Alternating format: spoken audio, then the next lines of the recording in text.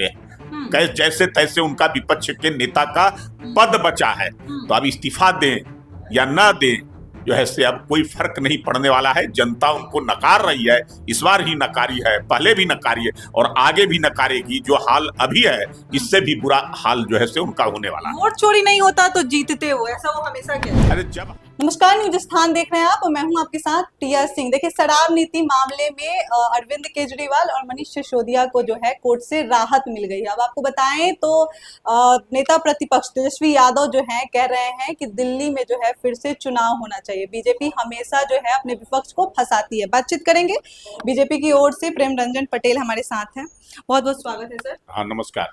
Sir, ये बताइए, जिस तरह से कह रहे हैं नेता प्रतिपक्ष तेजस्वी यादव कि दिल्ली में फिर से चुनाव होना चाहिए, कैसे देख रहे हैं? क्यों फिर से चुनाव होगा? भाजपा जो फैसला जो फैसला आया है लोअर कोर्ट का फैसला है। अब उसके बाद जो है से अपील होता है। केवल एक ही कोर्ट थोड़े ही है। अब सीबीआई जिन तथ्यों को और जिन चीजों को रख कर करके उस पर एफआईआर किया था, उसकी जांच की थी, कोर्ट ने उसको नहीं माना है। कोर्ट नहीं माना है तो उसके बाद जो है से अपील में जाएंगे।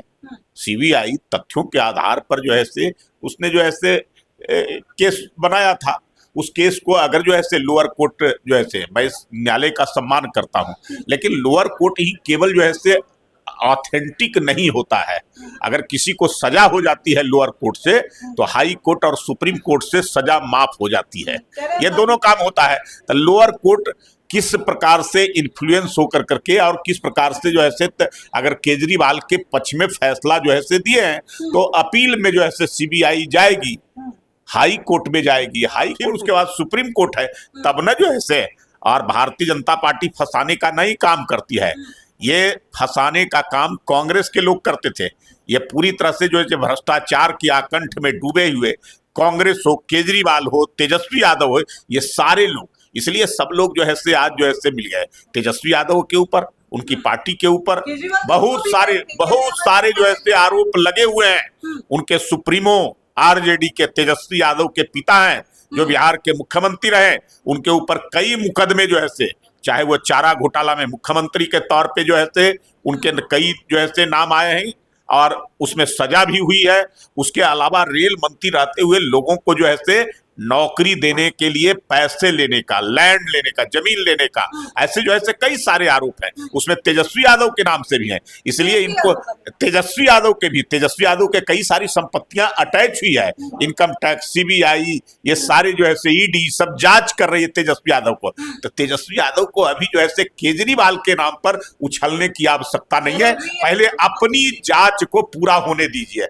आप जो है से बेल पर हैं। तेजस्वी यादव को बराबर कोर्ट में हाजिरी लगाना पड़ रहा है और बेल पर है जो है से, इनके ऊपर भी मुकदमा चल रहा है। तो अगर जो है से केजरीवाल को लोअर कोर्ट से अगर जो है से उनको पक्ष में फैसला आया है तो इस पर उछलने की आवश्यकता नहीं है। अभी हाई कोर्ट और सुप्रीम कोर्ट बचा हुआ है, वहां से आने दीजिए, तब बोलिएगा। और अपनी केस के बारे में पता कीजिए, अपनी केस के बारे में जो है से बात कीजिए। आप दूसरे के केस से संबंधित जो है से पर उछलने की आवश्यकता नहीं है। बहुत खुश होने की जरूरत नहीं है तेजस्वी यादव को। संवैधानिक संस्थाओं का आप लोग दुरुपयोग करते हैं हमेशा, चाहे राहुल गांधी हो चाहे उनके पिताजी हो, हमेशा उन लोगों को फंसाते हैं। अबे संवैधानिक संस्थाएं जो है से स्वतंत्र कर दिया गया है भारतीय जनता पार्टी की सरकार में।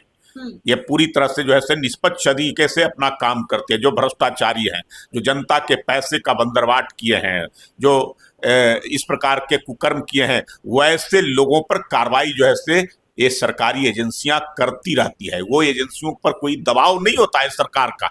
हाँ, जब कांग्रेस की सरकार थी तब दबाव था।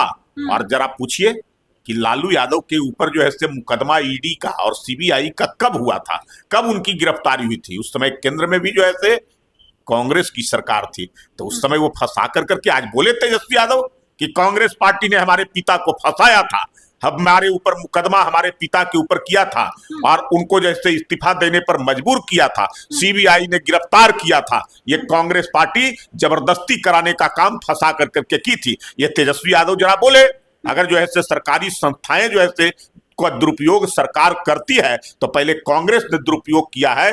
कांग्रेस के शासन में जो है उनके पिता पर मुकदमा हुआ है, तो जरा उसके बारे में बोले, उसके बाद तब बात करेंगे। खबरें आ रही है कि नेता प्रतिपक्ष तेजस्वी यादव जो है विधायकी से इस्तीफा दे। और कुछ बचा है अब उनके पास, इस्तीफा दे न दे उससे कौन फर्क पड़ता है। बड़ी लंबी चौड़ी बातें कर रहे थे चुनाव से पहले, तिथि मुकर्रर कर दिए थे, ओथ लेने का स्थान तय कर दिए थे गांधी मैदान, और रिजल्ट आया तो जैसे तैसे 25 सीटें एकदम जो है से, अगर एक भी करें एक सीट उनको कम जाता तो विपक्ष का नेता लायक भी नहीं रहते।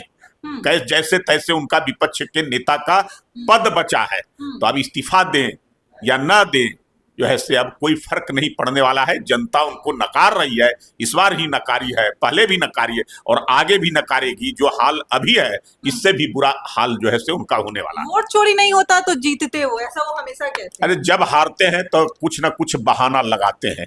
जनता का विश्वास जीतेंगे तब ना, जनता का भरोसा जीतेंगे तब ना, जनता के लिए कुछ काम करेंगे तब ना।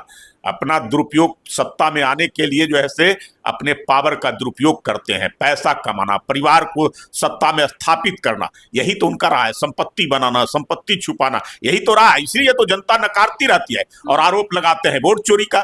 जनता जिसको पसंद करती है उसी को वोट देती है। वोट चोरी नहीं होता है, वोट जनता का हक होता है और वो हक जनता अपने अनुरूप फैसले लेती है, अपने हक में लेती है और उसके लिए जो काम करेगा उसको वोट देती है।